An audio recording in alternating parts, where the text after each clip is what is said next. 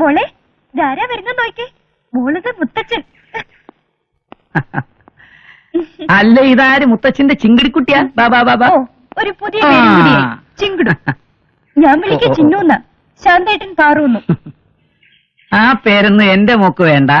Mock വേണ്ടിയ പേര് മുത്തശ്ശൻ തന്നെ പറയാം. ശാന്തി.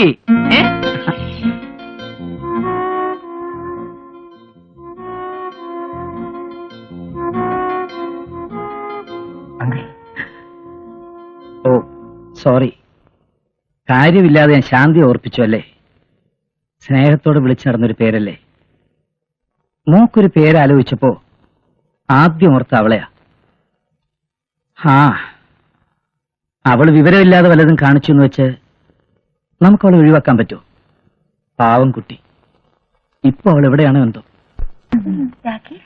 കല്യാണം കഴിയുമ്പോ ഞങ്ങളൊക്കെ മറക്കരുത് കേട്ടോ. മോളെ, മോളിത് കണ്ടോ? രാഖിമോളുടെ കല്യാണത്തിന് വാങ്ങിച്ച തുണിയാ.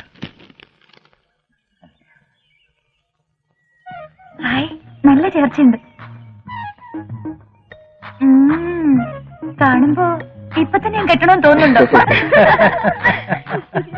മോളെ, കല്യാണ പെണ്ണാവാൻ പോകുന്ന അച്ഛന്റെ മോളെ അച്ഛനൊന്ന് നന്നായി കണ്ടോട്ടെ.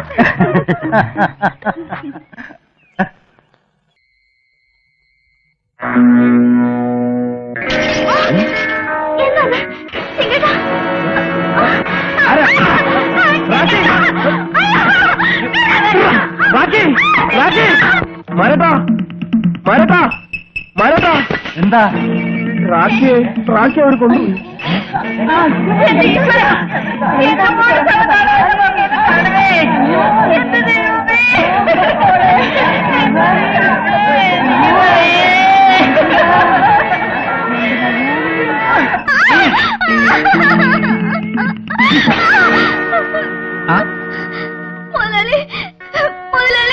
ഇവരോടെന്നെ വിടാൻ പറയും.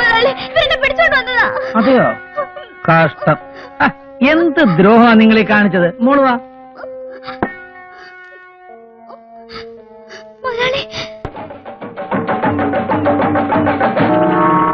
ആവശ്യം കഴിഞ്ഞാൽ കൊന്നു കൊക്കയിലെറിഞ്ഞേക്കണം. എന്നെ തിരിച്ചറിഞ്ഞ.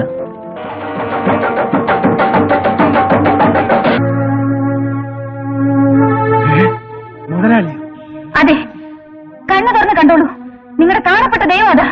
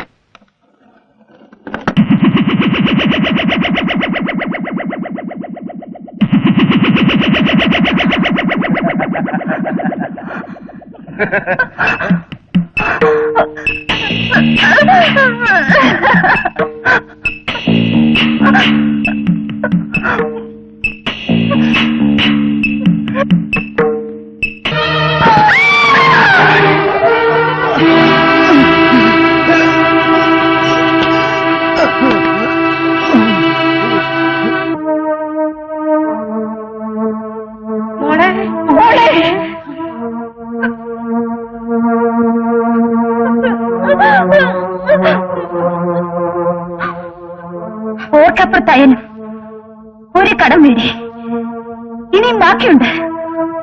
ആ കടം വീട്ടിലാണ് ഇനി എന്റെ ജീവിതം.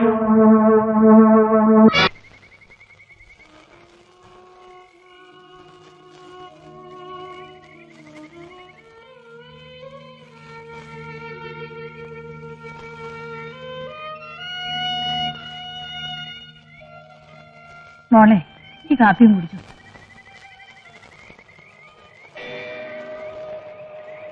അയ്യോ, പോലീസ്!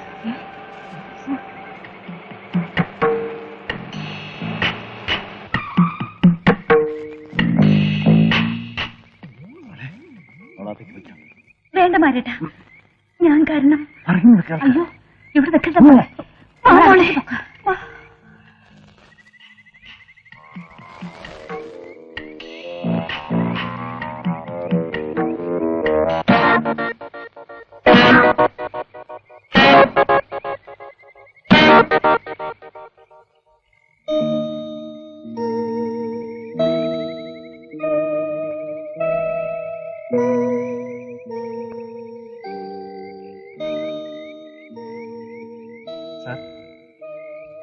സാർ,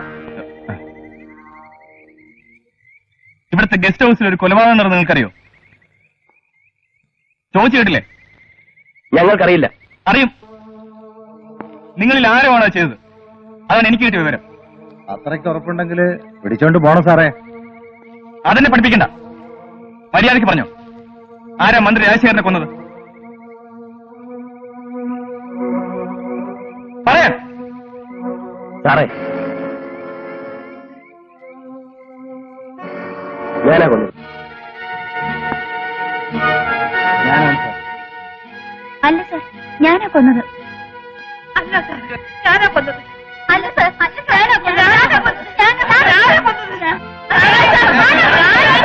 പറയിക്കാൻ ഞങ്ങൾക്കറിയാം.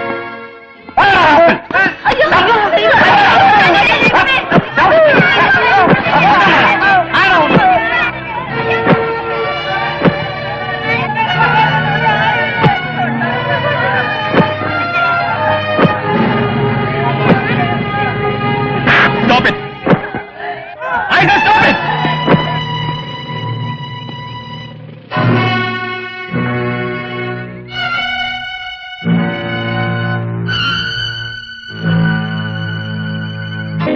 നിങ്ങളെ കൊണ്ട് കഴിവില്ലെങ്കിൽ വേണ്ട. മോഷ്ടിക്കാൻ ശ്രമിച്ചോ പറഞ്ഞെന്തിനാ? നിരപരാധികളെ ഉപദ്രവിക്കുന്നതിനാണ് ഞാൻ പറഞ്ഞത്. നിരപരാധിയാണോ അല്ലോ എന്ന് നിങ്ങൾ തന്നെ ഊഹിച്ചാൽ മതിയോ?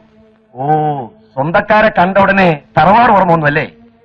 അതിലെനിക്ക് അഭിമാനക്കുറവില്ല സാർ. മന്ത്രിയുടെ കൊലക്കേസ് അന്വേഷിക്കുന്നത്. അന്വേഷണത്തിൽ തളവാട്ടം പിടിച്ചാ തൊപ്പി പോവും. അന്വേഷണം നടക്കുന്നുണ്ട് സാർ. 1-2 ദിവസത്തിനുള്ളിൽ കൊലയാളിയെ പിടികൂടും. അതൊക്കെ പത്രക്കാരോട് പറഞ്ഞാൽ മതി. നമ്മൾ തമ്മിൽ ആ ഭാഷ വേണ്ട. മേലിൽ ഈ തെറ്റ് ആവർത്തിക്കരുത്. ശാന്തപ്പൻ ഒരു പോലീസ് ഉദ്യോഗസ്ഥനായാൽ മതി. ഗിരിജന ഉദാഹരണം വേണ്ട. ശാന്തേട്ടനെ അവർക്ക് മനസ്സിലായോ? ഇല്ല. മനസ്സിലായിരുന്നെങ്കിൽ ഞാൻ കൂടുതൽ തളരുമായിരുന്നു.